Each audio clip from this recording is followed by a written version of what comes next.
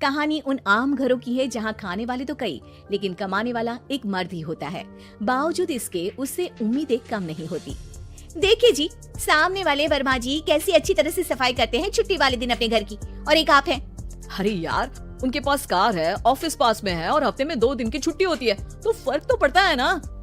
मेरी तो शादी ही गलत हो गई। अरे कोई मस्त लड़का मिलता, कमाता भी, घुमाता भी, घर के कामों में भी मदद करता, लेकिन नहीं जी, हमारे वाले को तो कमाने से फुर्सत ही नहीं, और कमाई भी ऐसी कि कोई जरूरत पूरी ही नहीं हो रही है। सुनील बेचारा शीना को देखकर सोचता है कि शीना सही कह रही है। देखने में सुंदर है, घर का सारा काम कर लेती है, उसे तो कोई भी अच्छा लड़का मिल सकता था। क्या सोच रहे हैं, भागने का इरादा तो नहीं है? अरे नहीं मेरी प्यारी बीवी, मैं तो नहीं, पर डर है कि तुम नहीं कहीं भाग जाओ मुझे छोड़कर। शीला सुनील के मुंह से प्यार भरी बात सुनकर मुस्कुराती है। आप भी ना। सुनील एक दिन ऑफिस से घर आता है कि तभी शीना कहती है, सुनिए जी, वो मेरी सहेली आई थी, सारा दिन वो लोग यहीं थे, अब जा रही थी तो मैंने कहा नहीं नहीं, मेरे पति छोड़ आएंगे ना तुम्हें, तो रोक लिया मैंने। सुनील थोड़ी देर कुछ सोचता है, फिर कहता है, ठीक है, मैं कपड़े चेंज करके आता हूँ। अरे तेरे पति को तो लग रहा है कि अच्छा नहीं लगा। अरे नहीं नहीं, ऐसी कोई बात नहीं है, रुको मैं अभी उन्हें घर के कपड़े देकर आती हूँ। शीना अंदर जाती है जहाँ सुनील पलंग पर लेटा होता है। अरे क्या मजाक है, वो कह रही है कि आपने मुंह बना लिया। सही तो कह रही है, सुबह से अब ऑफिस से लौटा हूँ, एक कप चाय का तो पूछा नहीं, 20 किलोमीटर जाओ और आओ, और फिर कल उसी टाइम पर ऑफिस। अरे यार, मुझे गाड़ी चलानी आती ना तो बोलती भी नहीं आपको, और कौन सा रिक्शा खींच कर जाना है आपको। सुनील अब क्या बोलता। रात देर से आता है और सो जाता है। अगले दिन शरीर दर्द हो रहा है। अरे तो मत जाओ ना ऑफिस, चलते हैं ना मार्केट घूमने, फिर पिक्चर देखेंगे और रात में खाना खाकर घर वापस। सुनील जब सारे दिन की थकान वाला शेड्यूल सुनता है तो वो सीधे सीधे ऑफिस के लिए तैयार हो जाता है। अब आए दिन शीना की डिमांड बढ़ती ही चली जाती है और सुनील उसको पूरा भी करता। लेकिन एक दिन, ए जी मेरा भाई आ रहा है, उसे 2 लाख रुपए की जरूरत है। हाँ तो मैं क्या करूँ शीना, मेरे पास इतने रुपए नहीं है। हाँ हाँ पता है नहीं है, लेकिन किसी से लेकर तो दे सकते हो ना। अरे मैं किससे मांगू, मेरे तो जानने में भी कोई नहीं है जिसके पास इतनी बड़ी रकम हो।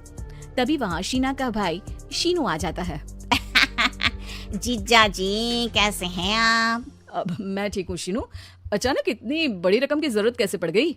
अरे जीजा जी, वो बिजनेस शुरू किया ना, तो उसके लिए पैसे की जरूरत है, काफी हो चुका है, थोड़ा पैसा बचता है तो मैंने सोचा आपसे ले लूं।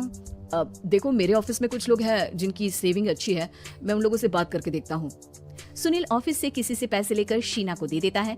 शीना वो पैसा भाई को दे देती है। 2 महीने बाद, अरे यार शीना, वो ऑफिस वाला आदमी अपने पैसे मांग रहा है, कैसे दूं? अपने भाई से बोलो ना पैसे दे दे। अरे हाँ हाँ दे देगा, कहाँ भागा जा रहा है, आप उनको बोल दो कि दे देंगे। थोड़े दिन बाद, शीना वो आदमी मुझसे आज भी पैसे मांग रहा था यार, मैं तंग आ गया हूँ, ऑफिस जाते ही सामने उसका चेहरा दिखता है, क्या बोलूं, बार बार पैसे मांगता है। अच्छा मैं शीनू को फोन लगाती हूँ, बात करके देखती हूँ। शीना भाई को फोन करती है लेकिन वो फोन उठाता ही नहीं। लगता है भाई कहीं ऐसी जगह है जहाँ नेटवर्क की समस्या होगी। सुनील अगले दिन दोपहर को ही घर आ जाता है। उसका चेहरा उतरा और परेशान सा होता है, वो रोने लगता है। अरे क्या हुआ जी, आप इतना परेशान क्यों हैं, सब ठीक तो है ना? अरे नहीं शीना, कुछ ठीक नहीं है, मैं ठीक नहीं हूँ। तुम्हारे भाई के लिए मैंने जो पैसे लिए थे, उस आदमी ने आज भरे ऑफिस में सबके सामने मेरी बेइज्जती कर दी। सबके सामने आज मैं कर्जदार बनकर खड़ा था। मैंने हर वो प्रयास किया घर चलाने के लिए जो मैं कर सकता था, लेकिन अब नहीं होगा।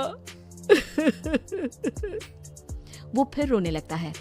अरे आप तो औरतों की तरह रो रहे हैं, मर्द हैं आप। क्यों, आदमी के सीने में दिल नहीं होता, या फिर वो इंसान नहीं मशीन होता है? अरे मैं थक चुका हूँ शीना, तुम समझती क्यों नहीं? मैं भी शारीरिक और मानसिक रूप से थकता हूँ, मैं भी आराम करना चाहता हूँ, सुकून चाहता हूँ, मैं अब कुछ नहीं कर सकता। कुछ नहीं। वो बैठ जाता है। शीना पति को हैरान परेशान देखकर चुप हो जाती है। अगले दिन, सुनिए ये लीजिए 2 लाख रुपए, उस आदमी को दे दीजिए और बोल दीजिए कि आज के बाद किसी को पैसे के लिए बेइज्जत ना करे। सुनील पैसे देखकर राहत की सांस लेता है। अरे शीना, तुमने तो मेरा बहुत बड़ा काम कर दिया, अब मैं शान से ऑफिस जा सकता हूँ, लेकिन ये पैसे आए कहाँ से? ये पैसे मैंने अपने गहनों को गिरवी रख कर लिया है। तुम ठीक रहो, निश्चिंत रहो, मैं बस यही चाहती हूँ। मुझे माफ करना, पर अब मैं समझ चुकी हूँ कि मर्द को भी दर्द होता है।